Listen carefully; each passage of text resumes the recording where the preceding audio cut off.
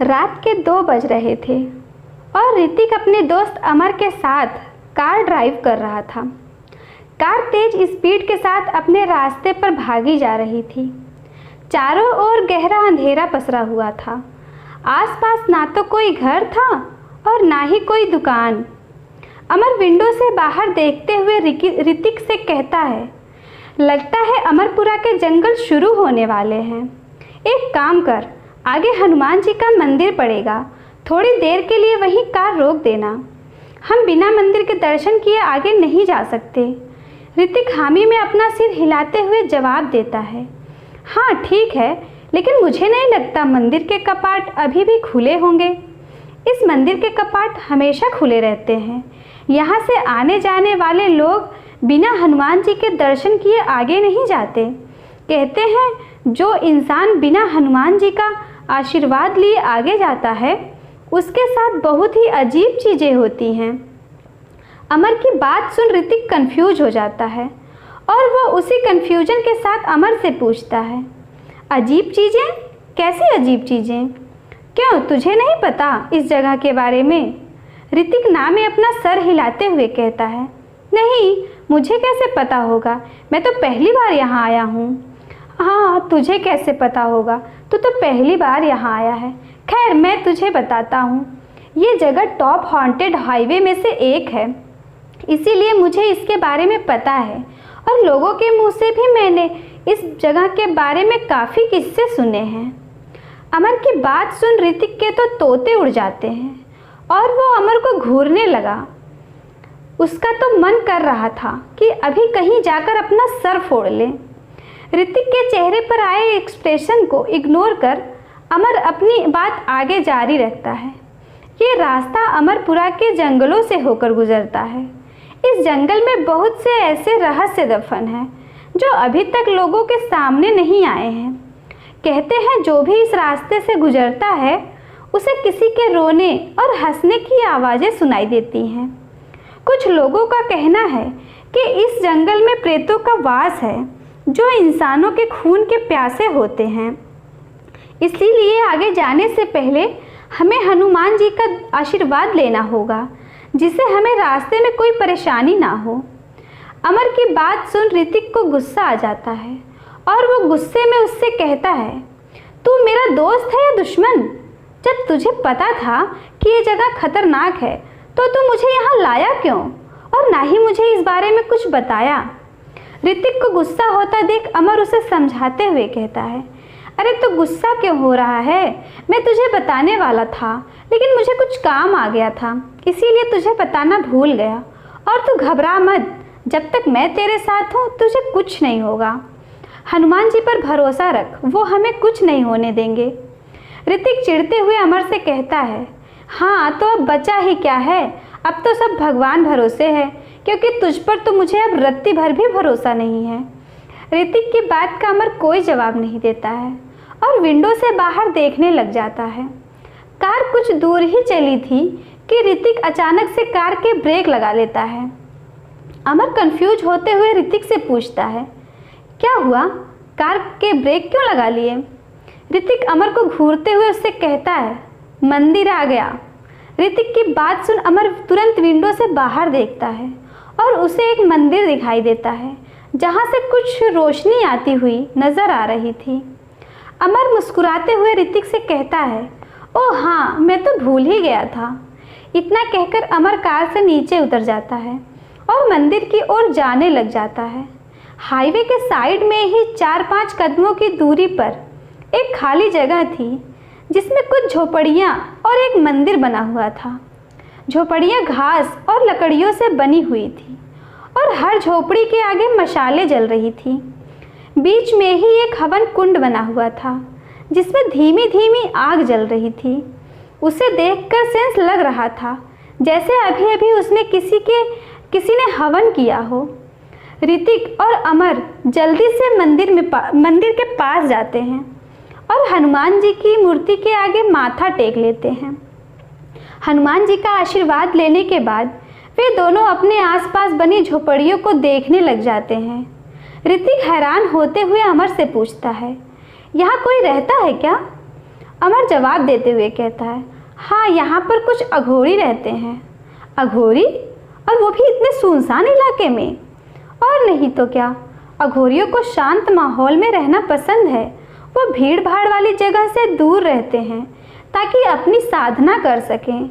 और हवन कुंड को देखकर भी ऐसा लग रहा है जैसे अभी अभी किसी ने इसका इस्तेमाल किया हो। यकीन नहीं होता, इतनी खतरनाक इलाके में भी ये लोग इतनी शांति से कैसे रह लेते हैं। क्या इन्हें डर नहीं लगता?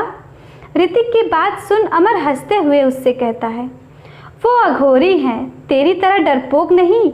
इनका तो उठना बैठना ही भूत प्रेत के साथ होता है, फिर इन्हें डर कैसा? कभी कभी डरना भी ज़रूरी होता है, क्योंकि जब तक इंसान के अंदर डर नहीं होगा तब तक वो इंसान कहलाने लायक ही नहीं है। जब हमारे अंदर किसी चीज़ का डर होता है तभी हम मन लगाकर किसी काम को करते हैं और उसमें सफल हो जाते हैं। अगर हम यूं ही बिना किसी डर के कोई काम को करते हैं तो कहीं ना कहीं भूल चूक कर ही जाते हैं और असफल हो जाते हैं।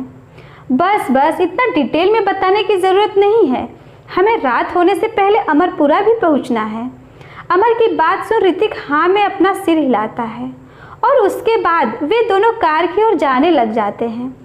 अभी उन्होंने कुछ कदम ही चले होंगे कि तभी पीछे से उन्हें किसी की आवाज़ सुनाई देती है। रुको! आवाज़ सुन ऋतिक और अमर अपनी जगह पर ही रुक जाते हैं और पीछे पलटने लग जाते हैं। जब वे पीछे पलटते हैं तो देखते हैं कि उनके सामने एक अघोरी खड़ा था जो बड़ी बड़ी लाल आंखों से उन दोनों को ही घूरे जा रहा था।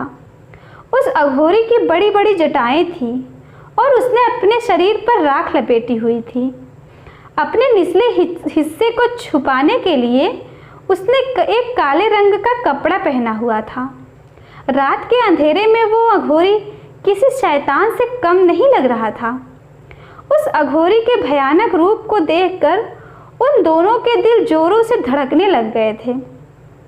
दोनों में से किसी की भी हिम्मत नहीं हो रही थी अघोरी का सामना करने की। अमर हिम्मत करते हुए आगे जाता है और हाथ जोड़कर हिचकिचाते हुए अघोरी से कहता है, प्रणाम बाबा, दरअसल हम राहगीर हैं, इसीलिए हनुमान जी के दर्शन करने यहाँ आए थे। अमर की बात का अघोरी कोई जवाब नहीं देता है। उसकी नज़र ऋतिक पर टिकी हुई थी और वो बड़ी बड़ी आंखों से उसे ही घूरे जा रहा था। अघोरी को कुछ ना कहते देख अमर ऋतिक की ओर देखता है और इशारे में ही उससे कुछ कहता है। अमर का इशारा समझकर ऋतिक तुरंत हरकत में आता है और तुरंत अघोरी के सामने आकर हाथ जोड़ते हुए कहता है, प्रणाम बाबा। अघोरी चुप रहता है, पलटकर कुछ नहीं कहता है। अघोरी को चुप खड़ा देख ऋतिक बुरी सी शक्ल बना लेता है और मन ही मन कहता है, लगता है बेचारा बहरा है, इसे देखकर लगता तो नहीं कि सालों से इसने नहाया हो। ऋतिक ने इतना सोचा ही था कि तभी उसकी नज़र अघोरी के चेहरे की ओर जाती है और उसके होश उड़ जाते हैं। 2 मिनट पहले जो अघोरी उसे केवल घूर रहा था, अब उसने अपनी भौहें ऊपर चढ़ा ली थी, जैसे उसे पता चल गया हो कि ऋतिक उसके बारे में क्या सोचता है। आखिरकार अघोरी के मुंह से कुछ शब्द निकलते हैं और वो कहता है, लौट जाओ। लौट जाओ? अघोरी की बात सुन ऋतिक को गुस्सा आ जाता है। एक तो उसके दोस्त अमर ने उसे मौत के मुंह में धकेल दिया था और अब ये अघोरी। ऋतिक गुस्सा कंट्रोल करते हुए उससे कहता है, हम वापस लौटने के लिए यहाँ नहीं आए हैं। ऋतिक को आउट ऑफ कंट्रोल होते देख अमर तुरंत अघोरी के सामने आता है और कहता है, हम बड़ी परेशानी में हैं बाबा, हमें जल्द से जल्द अमरपुरा पहुँचना है, इसीलिए आज्ञा दीजिए। इतना कहकर अमर ऋतिक का हाथ पकड़ता है और वहाँ से ले जाने लग जाता है। वे दोनों जल्द ही कार के पास पहुँच जाते हैं। ऋतिक एक बार पीछे पलटकर उस अघोरी की ओर देखता है जो अभी भी उसे ही घूरे जा रहा था और ड्राइविंग सीट पर जाकर बैठ जाता है। उसके बाद वे दोनों वहाँ से चले जाते हैं। थोड़ी दूर जाने के बाद ही ऋतिक की नज़र साइड में लगे एक बोर्ड पर पड़ती है जिस पर एक कंकाली खोपड़ी का निशान बना हुआ था। दुर्घटना से बचने और लोगों की सुरक्षा के लिए इस बोर्ड को लगाया जाता है ताकि लोगों को पता चल सके कि आगे एक्सीडेंट होने का खतरा है। कुछ दूर और आगे जाने पर जंगल का रास्ता शुरू हो जाता है और आसपास सफ़ेद धुंध सी छा जाती है। जंगल शुरू होने के साथ ही उन दोनों के चेहरे गंभीर हो जाते हैं। ऋतिक तुरंत कार की स्पीड तेज कर लेता है और कार का म्यूजिक ऑन कर देता है। अमर अपनी जेब से एक सिगरेट निकालता है और उसे सुलगाने लग जाता है। उसने अभी माचिस जलाई ही थी कि तभी अचानक से कार के ब्रेक लग जाते हैं और कार स्लिप हो जाती है। कार के रुकते ही अमर चिढ़ते हुए ऋतिक से कहता है, क्या हुआ? ऋतिक हकलाते हुए कहता है, वो पीछे कुछ था। क्या? लड़की। अमर हंसते हुए कहता है, लड़की? यहाँ लड़की कहाँ से आई? अभी तो मैंने सिगरेट जलाई भी नहीं है और तुझे अभी से नशा हो रहा है। मैं मजाक नहीं कर रहा, वहाँ सच में एक लड़की है। वो रोड के किनारे लेटी हुई थी, शायद वो बेहोश है। ऋतिक की बात सुन अमर के चेहरे पर हवाइयाँ उड़ने लगती है और वो हकलाते हुए कहता है, तू सच कह रहा है ना? ऋतिक हामी में अपना सिर हिलाते हुए जवाब देता है, हाँ। तो तू जल्दी से कार स्टार्ट कर। Car start? पर क्यों? जिसे तू लड़की कह रहा है वो कोई लड़की नहीं बल्कि एक आत्मा है। तुझे मैंने बताया था ना इस जगह के बारे में। यहाँ बहुत सी आत्माएं ऐसी हैं जो आने जाने वाले लोगों को परेशान करती हैं। ऋतिक ना में अपना सिर हिलाते हुए कहता है, आत्मा तो अदृश्य होती है ना। अगर वो आत्मा होती तो मुझे दिखाई क्यों देती? वो ज़रूर कोई इंसान है और ऊपर से वो बेहोश है। अगर हम उसे ऐसे ही यहाँ छोड़ जाएंगे तो वो मर भी सकती है या हो सकता है कोई जंगली जानवर उस पर हमला कर दे। अमर ऋतिक को समझाते हुए कहता है, मरेगी तो तब ना जब वो इंसान हो। वो तो पहले से ही एक आत्मा है और अगर तूने अभी कार स्टार्ट नहीं की तो हम भी ऐसे ही आत्मा बनकर यहाँ मंडराएंगे। तू कुछ ज़्यादा ही सोच रहा है। देख, वो कोई आत्मा नहीं है। आज के टाइम में यह आत्मा और भूत प्रेत जैसा कुछ नहीं होता। सब मन का वहम है। ये कोई वहम वाली बात नहीं है। तू खुद ही सोच, भला इतने सुनसान इलाके में किसी लड़की का मिलना, वो भी बेहोशी की हालत में, ये तुझे कुछ अजीब नहीं लगता? मेरी बात मान और चल यहाँ से। ऐसा भी तो हो सकता है कि वो भी यहाँ से गुजर रही हो और रास्ते में ही उसका एक्सीडेंट हो गया हो। ये तुझे एक्सीडेंट लग रहा है? देख नहीं रहा यहाँ आसपास एक्सीडेंट होने का कोई भी निशान नहीं है? ऋतिक चिढ़ते हुए अमर से कहता है, जो भी है मैं एक बार चेक करके आता हूँ। अगर कुछ होगा भी तो दोनों संभाल लेंगे। ऋतिक की बात सुन अमर उसे ऐसे घूरने लगता है जैसे किसी पागल को देख रहा हो। ना में अपना सर हिलाते हुए अमर उससे कहता है, नहीं, तू कहीं नहीं जाएगा।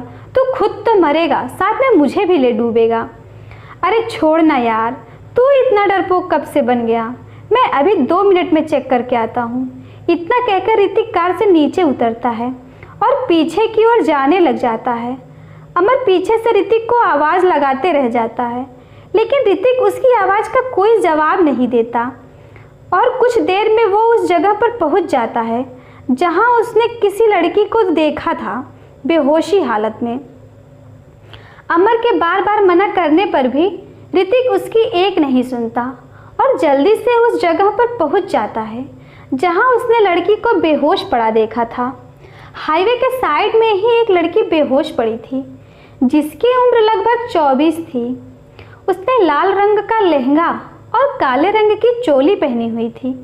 उसने माथे पर लाल बिंदी और हाथ में लाल चूड़ियाँ पहनी हुई थी।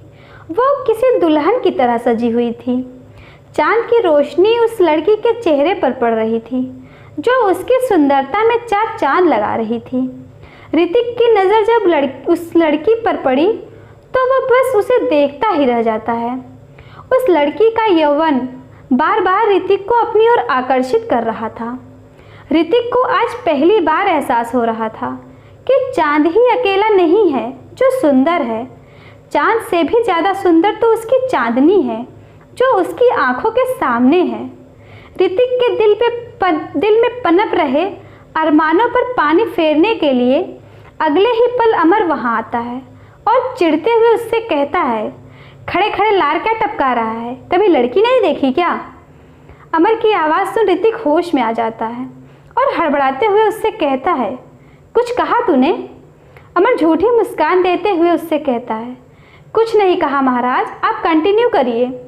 जब आपका ताड़ना बंद हो जाए तो बता देना, बंदा आपकी सेवा में हाजिर हो जाएगा। अमर की बात सुन ऋतिक बुरा सा मुंह बना लेता है और उसके बाद वो उस लड़की के पास जाता है और उसकी नब्ज चेक करने लगता है। जब वो अपना हाथ उस लड़की की ओर बढ़ाता है तो उसका दिल जोरों से धड़कने लगता है। उसके हाथ कांपने लग जाते हैं। उसे डर था कि कहीं इस लड़की को कुछ हो न गया हो और उसके सारे अरमान धरे के धरे रह जाएं। जब वो उस लड़की का हाथ पकड़ता है तो उसके बदन में एक सिहरन सी दौड़ जाती है। वहीं दूसरी ओर अमर की तो सांस ही गले में अटक गई थी। वो तो यही सोच रहा था कि अगर ये लड़की कोई आत्मा हुई तो उन दोनों का क्या होगा। चले तो थे नेकी करने और खुद की कब्र खोद ली। इधर ऋतिक उस लड़की की नब्ज चेक कर लेता है और राहत की सांस लेता है और उसके चेहरे पर एक बड़ी सी स्माइल आ जाती है। ऋतिक मुस्कुराते हुए अमर से कहता है, ये जिंदा है। ऋतिक की बात सुन अमर के कलेजे को ठंडक मिलती है और वो राहत की सांस लेता है। उसे ऐसा लग रहा था जैसे उसकी सांसें वापस लौट आई हों, जो उसके खास दोस्त ऋतिक की हरकतों के कारण कहीं सैर पर चली गई थी। अमर को यूं खड़ा देख ऋतिक चिढ़ते हुए उससे कहता है, खड़ा खड़ा मेरा मुंह क्या देख रहा है, चल जल्दी से पानी लेकर आ। रुक, अभी लाता हूँ। इतना कहकर अमर जल्दी से कार की ओर जाने लग जाता है और थोड़ी ही देर में एक पानी की बोतल लाकर ऋतिक को दे देता है। ऋतिक थोड़ा सा पानी उस लड़की के चेहरे पर मार लेता है, जिससे उस लड़की के शरीर में कुछ हलचल होना शुरू हो जाता है और अगले ही पल वो अपना सर पकड़कर बैठ जाती है। अपने पास बैठे दो अनजान लोगों को देख वो लड़की घबरा जाती है और तभी उसकी नज़र ऋतिक पर पड़ती है और बस दोनों एक दूसरे की आंखों में कहीं खो से जाते हैं। जो घबराहट उस लड़की के चेहरे पर थी वो अब गायब हो गई थी और अब वो दोनों एक दूसरे को ऐसे देख रहे थे जैसे पिछले जन्म के बिछड़े हुए दो प्रेमी हों। अमर तो उन दोनों को देख अपना सर पकड़ लेता है और उठकर खड़ा हो जाता है। उसका दोस्त तो था ही ऐसा और अब ये अनजान लड़की भी उसकी बिरादरी की। भला आज के ज़माने में भी कोई फर्स्ट साइड लव होता है क्या? अमर खांसते हुए उन दोनों से कहता है, जान पहचान हो गई तो काम की बात पर आए। अमर की बात का उन दोनों पर कोई असर नहीं होता है। ये तो वही बात हो गई, कोई कुत्ता किसी सांड पर भौंक रहा हो। इधर ऋतिक और वो लड़की अभी भी एक दूसरे को ऐसे देखे जा रहे थे कि तभी एक हाथ उन दोनों की नज़रों के सामने आ जाता है, ठीक उस तरह से जैसे कोई काला कौवा सुबह सुबह दिख जाता है। दोनों की नज़र एक दूसरे की नज़रों से हटती है और दोनों होश में आ जाते हैं। होश में आते ही वो लड़की तुरंत खड़ी होती है और अपने कपड़े संभालने लगती है। उसके बाद वो लड़की एक पल भी वहाँ नहीं रुकती और जल्दी जल्दी वहाँ से जाने लग जाती है। लड़की की इस हरकत को देख अमर और ऋतिक दोनों ही हैरान हो जाते हैं। ऋतिक उस लड़की को आवाज़ लगाते हुए कहता है, ज़रा सुनिए। लड़की कोई जवाब नहीं देती है। ऋतिक फिर से उसे आवाज़ लगाता है और उसके पीछे पीछे जाने लगता है। अरे ज़रा सुनो तो। ऋतिक को अपने करीब आता देख वो लड़की अपनी चाल तेज कर देती है और भागने लगती है। उस लड़की को भागता देख ऋतिक फिर से आवाज़ नहीं लगाता है और वापस अमर के पास आ जाता है। उसे तो समझ ही नहीं आ रहा था कि जो लड़की थोड़ी देर पहले उसके साथ क्या हुआ। अगर उस लड़की को भागना ही था तो ऐसे ही भाग जाती, उसके दिल के अरमान तो नहीं जगाने थे ना। ऋतिक को अब अमर पर बहुत गुस्सा आ रहा था क्योंकि उसी की वजह से वो लड़की यहाँ से भागी थी। वो अमर के पास जाता है और चिढ़ते हुए उससे कहता है, तुझे मेरी 2 पल की खुशी बर्दाश्त नहीं होती क्या? हैरान परेशान सा अमर उसको उसकी बात सुनकर और भी ज़्यादा हैरान हो जाता है और उससे कहता है, मैंने क्या किया अब? जब मैं उस लड़की से बात कर रहा था तो बीच में अपनी टांग क्यों अड़ाई? मैंने कब टांग अड़ाई? और मुझे बताने की ज़रूरत नहीं है कि तू क्या कर रहा था, मुझे सब पता है। तुझे कुछ नहीं पता। अब जल्दी चल यहाँ से, उस लड़की को भी ढूंढना है। पता नहीं कौन थी बेचारी। ढूंढना है? पर क्यों? तुझमें इंसानियत नाम की कोई चीज़ बची है या नहीं? कोई लड़की यहाँ जंगल में परेशान घूम रही है और तुझे बस अपनी सूझ रही है। ऋतिक की ये बात अमर को दिमाग में खट जाती है और उसे भी ऋतिक की बात ठीक लगती है। अमर एक लंबी आह भरते हुए उससे कहता है, मेरे कहने का मतलब था वो लड़की हमसे डर रही है, इसीलिए यहाँ से भाग गई। अब ऐसे में हम उसे ढूंढने निकलेंगे तो सोचेगी हम उसका पीछा कर रहे हैं।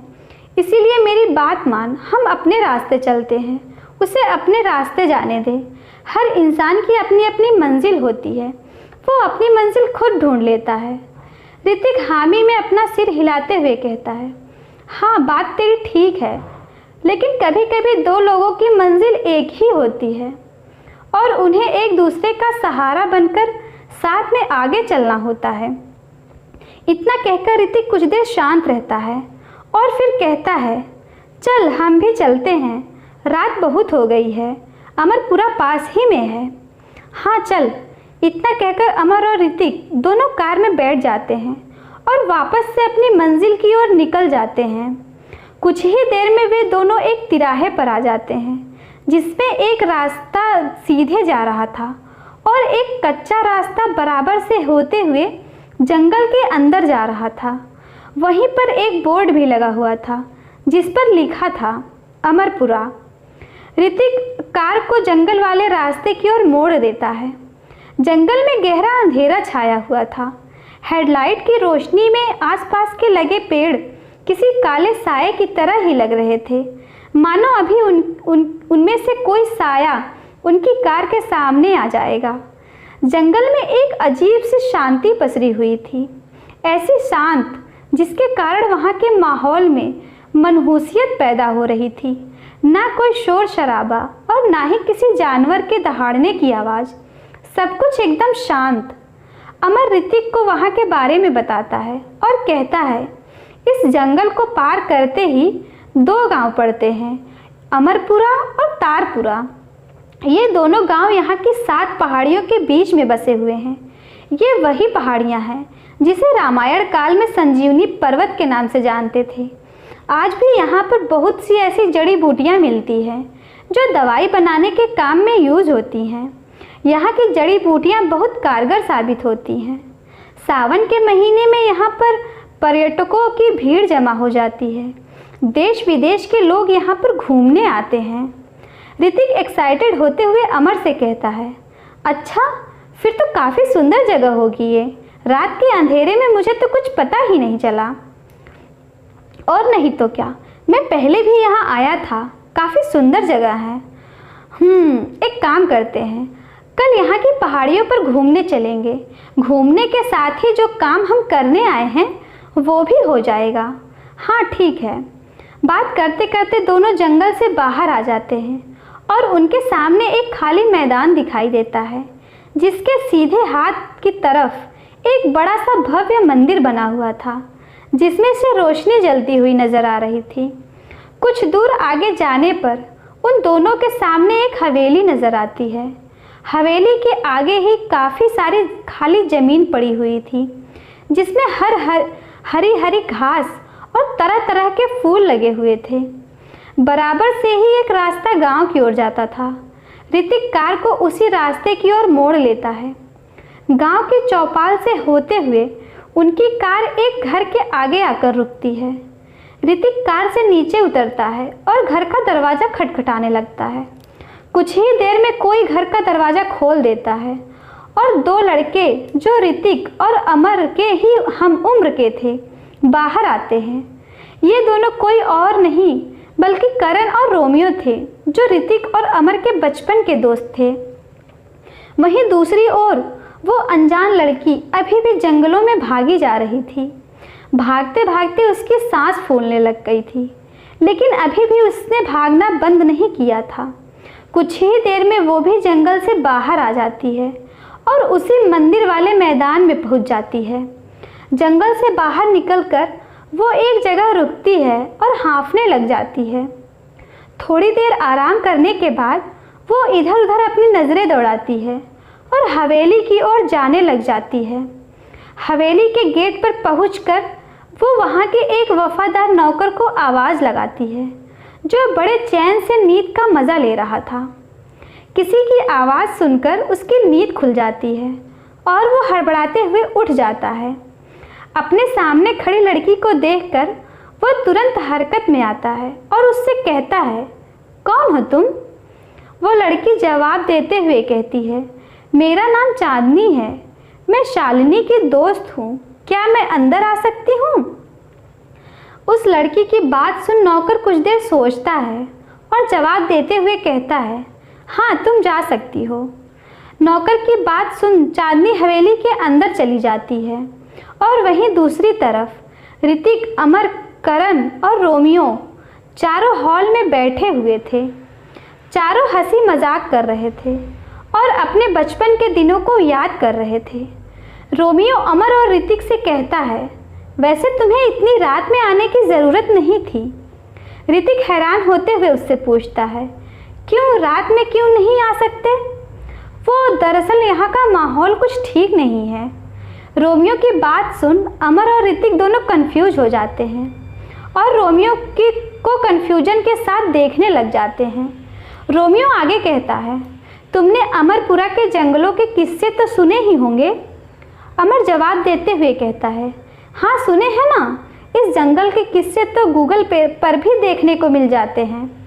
रोमियो कहता है, हाँ ये जगह हॉन्टेड हाईवे में से एक है, लेकिन क्या तुम्हें पता है ये हॉन्टेड क्यों है? रोमियो का सवाल सुन ऋतिक और अमर ना में अपना सिर हिला देते हैं। रोमियो आगे कहता है, वो इसलिए क्योंकि इस गांव पर एक डायन का साया है, एक डायन का।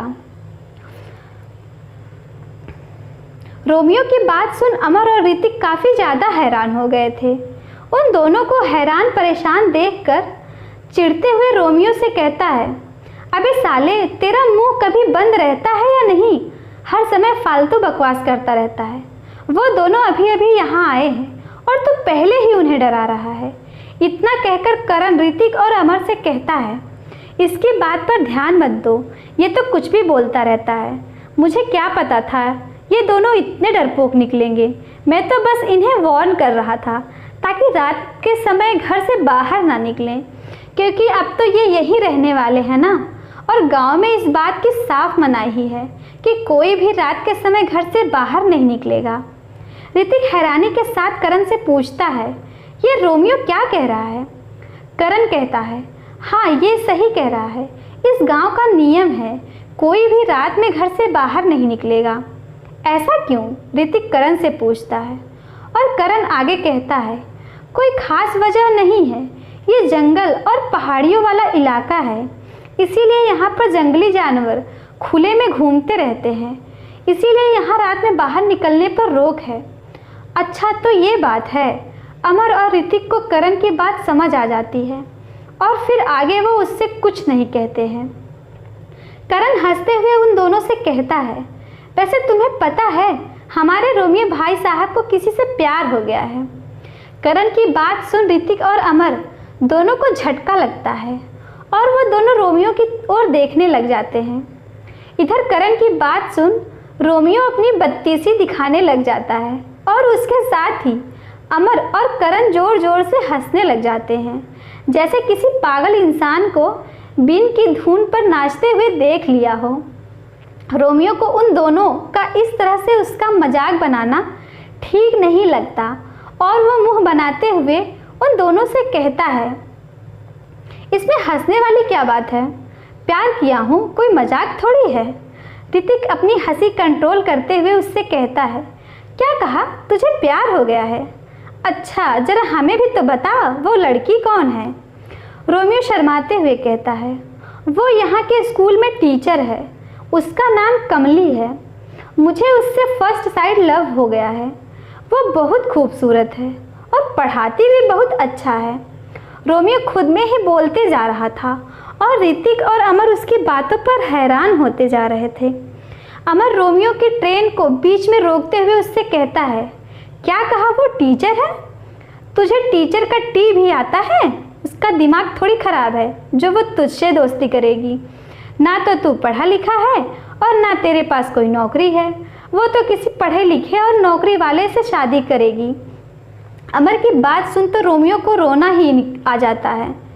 कहाँ तो लोगों के दोस्त उन्हें हौसला देते थे और कहाँ उसका दोस्त है जो उसका ही कॉन्फिडेंस गिराने पर लगा हुआ था।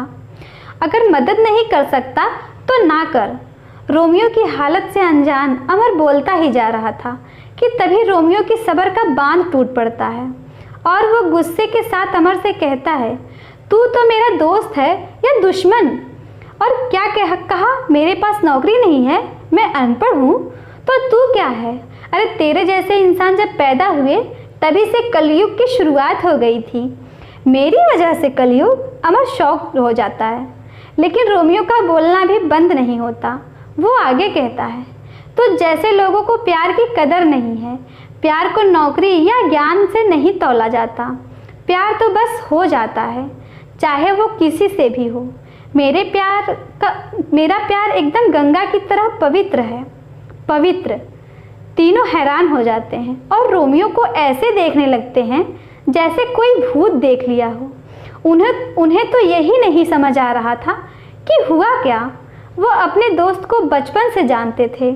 उसका दोस्त एक नंबर का नकारा और बेकार इंसान था और अब वो उन्हें ही गीता का पाठ पढ़ा रहा था। ऋतिक रोमियो को शांत करते हुए कहता है, हाँ हाँ चल, मान लिया तेरा प्यार सच्चा है। अब शांत हो जा और पूरी बात बता, कब हुआ तुझे प्यार और हो कैसे गया? ऋतिक का सवाल सुन रोमियो बुरा सा मुंह बना लेता है। ऋतिक का सवाल तो सही था, लेकिन उसके पूछने का तरीका रोमियो को अच्छा नहीं लगा। भला यह भी कोई पूछने वाली बात थी कि प्यार हो कैसे गया? फिर भी सवाल पूछे जाने पर रोमियो उन सभी को बताता है और कहता है, वो एक दिन मैं नदी के किनारे जा रहा था। इतना कहकर रोमियो उन्हीं पलों में पहुंच जाता है जब वो नदी की ओर जा रहा था। गांव से निकलकर कुछ दूरी पर ही एक बड़ा सा हरा भरा मैदान था, जहां से पूरा आसमान साफ साफ दिखाई देता था और सामने ही वहां की 3 पहाड़ियाँ नजर आ रही थी, जिसे देखकर ऐसा लग रहा था जैसे वो स्वर्ग तक जा रही हो। उन पहाड़ियों के चारों ओर सफ़ेद बादल मंडरा रहे थे। वहीं पास ही में एक छोटा सा ढाबा बना हुआ था, जिसके बाहर कई सारे मेज और कुर्सियां पड़ी हुई थी, जिन पर कुछ पर्यटक बैठे हुए थे। थोड़ा आगे जाने पर ही एक नदी पड़ती थी। नदी ज़्यादा बड़ी थी, उसमें घुटने तक पानी था। उसी नदी के किनारे एक खूबसूरत लड़की बैठी हुई थी, जो अपने घड़े में पानी भर रही थी। उसने पीले रंग का लहंगा पहना हुआ था और माथे पर काली बिंदी। वो अपने मटके में पानी भर के उठी ही थी कि तभी उसे अपने पीछे किसी के होने का एहसास होता है। वो तुरंत पीछे पलटती है और अपने सामने खड़े इंसान को देख घबरा जाती है, जिस कारण उसका मटका ज़मीन पर गिरकर टूट जाता है। सामने खड़ा आदमी और कोई नहीं बल्कि रोमियो था, जो मटका टूटने पर भी उस लड़की की ओर देखकर मुस्कुराए जा रहा था। रोमियो की नज़र बार बार उस लड़की के उभरे हुए वक्षों और कमर पर जा रही थी और ये बात वो लड़की नोटिस कर लेती है। एक तो रोमियो की वजह से उसका मटका टूटा था और अब उसकी हरकत देखकर उस लड़की का चेहरा गुस्से से लाल हो जाता है और वो चिल्लाते हुए उससे कहती है, तुम्हें शर्म नहीं आती? मुझे ऐसे घूर रहे हो? रोमियो कुछ नहीं कहता है।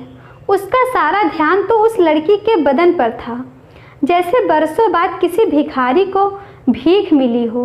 और बस फिर क्या था, उस लड़की ने पास में पड़ा एक डंडा उठाया और लगी रोमियो को मारने।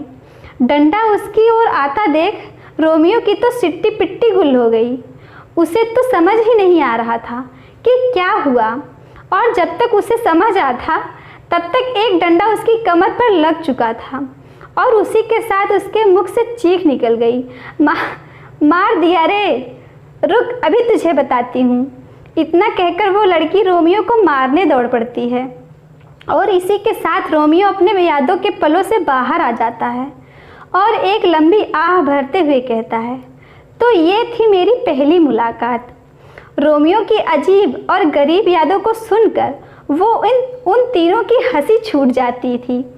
उन्हें तो लगा था कि कोई नॉर्मल मुलाकात होगी, लेकिन ये तो बड़ी एंटिक निकली। ऋतिक अपनी हंसी कंट्रोल करते हुए रोमियो से कहता है, इसे पहली नहीं आखिरी मुलाकात कहते हैं। ऋतिक के इतना कहते ही वे तीनों आपस में पेट पकड़कर हंसने लगते हैं और रोमियो का तो सर ही फटा जा रहा था। कहाँ तो वो अपने प्यार को दास्तां सुना रहा था और कहाँ अगले ही पल उसका मजाक बन के रह गया। लोग सही कहते हैं, अपने प्यार को कोई दूसरा नहीं समझ पाता। अमर हंसते हुए रोमियो से कहता है, ये प्यार नहीं हवस है तेरी। क्या कहा था तूने? तेरा प्यार गंगा जितना पवित्र। अरे तेरी बातों से ही पता चल रहा है कितना पवित्र है। तेरे प्यार की पवित्रता देख तो गंगा भी सूख जाए। रोमियो चिढ़ते हुए कहता है, जो भी है कमली मुझे पसंद है और तुम लोग उससे दोस्ती करने में मेरी मदद करोगे। ऋतिक चिढ़ते हुए जवाब देता है, हम मदद करेंगे? हमें पिटना थोड़ी है, हमें भी अपनी इज्जत का ख्याल है। नहीं, हम तेरी मदद नहीं करने वाले। तुझे जो करना है कर, हमें बीच में मत घसीट। ऋतिक और करण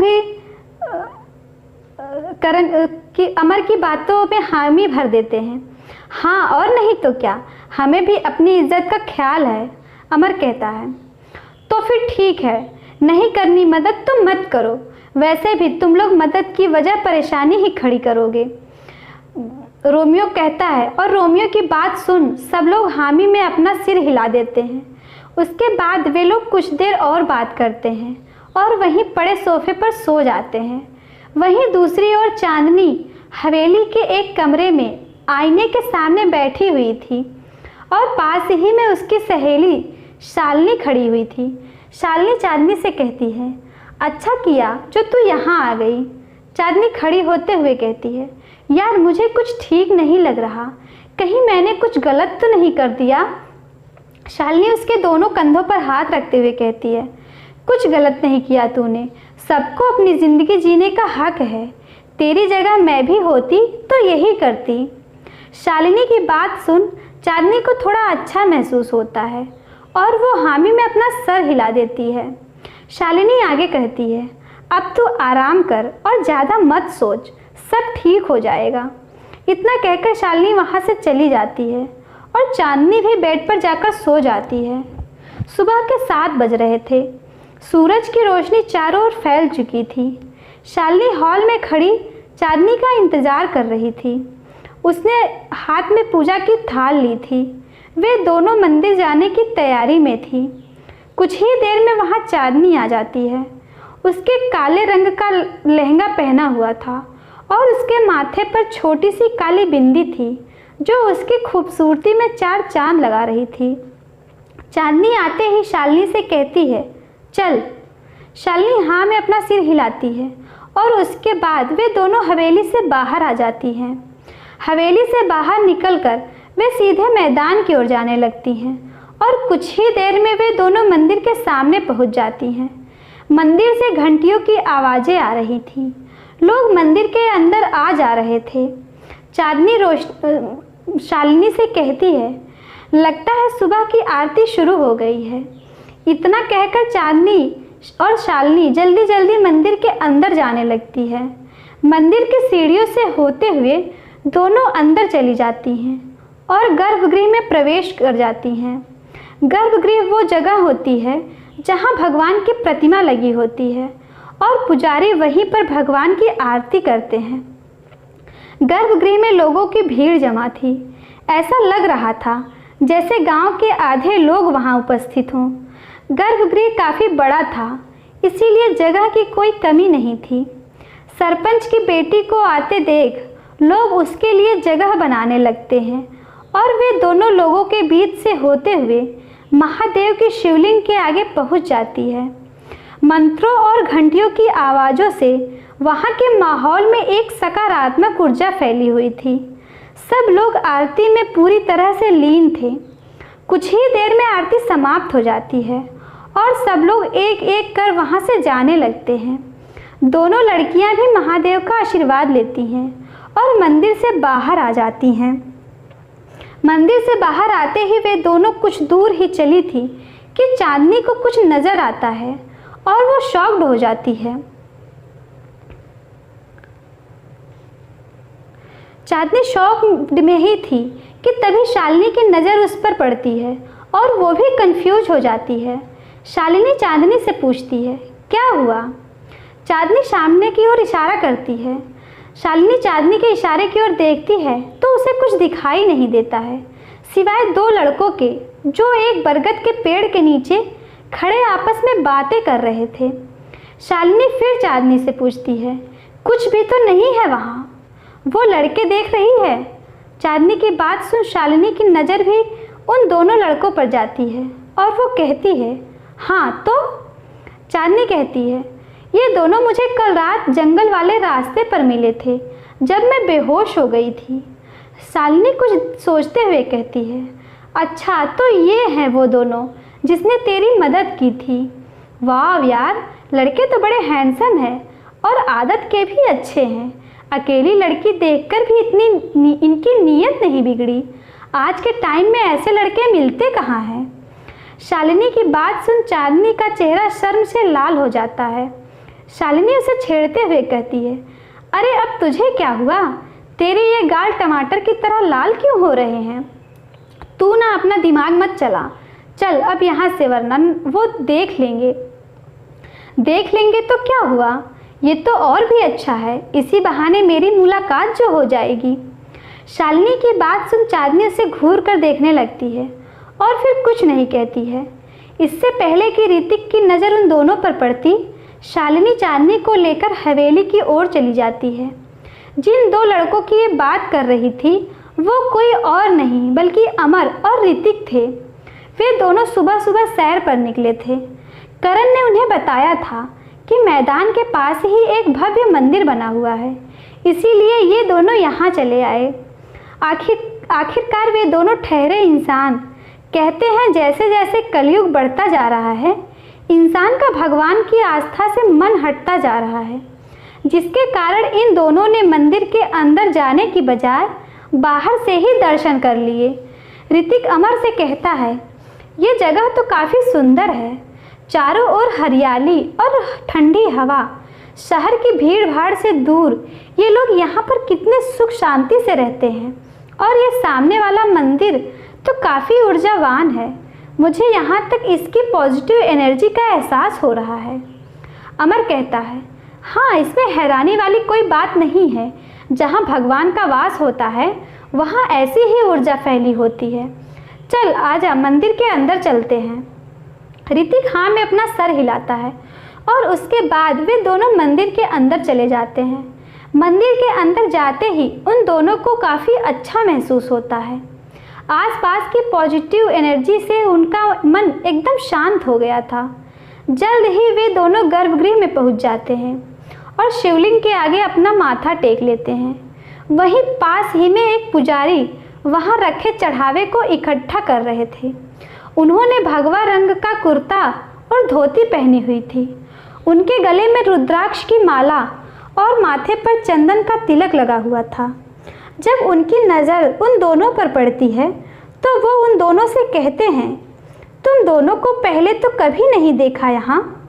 जी पुजारी जी, हम कल ही यहाँ आए हैं, ऋतिक जवाब देते हुए कहता है और पुजारी जी हाँ में अपना सिर हिला देते हैं। अमर कहता है, ये मंदिर सभी मंदिरों से काफ़ी अलग है। इस मंदिर में से एक अलग प्रकार की दिव्यता झलकती है। अमर की बात सुन पुजारी जी के चेहरे पर एक मुस्कान उभर आती है और वो कहते हैं, लगता है तुम्हें शास्त्रों के बारे में काफ़ी कुछ पता है, क्योंकि जिसे शास्त्रों का ज्ञान हो वही ये बात बोल सकता है। हाँ तुमने सही कहा, ये मंदिर सामान्य मंदिरों से अलग है।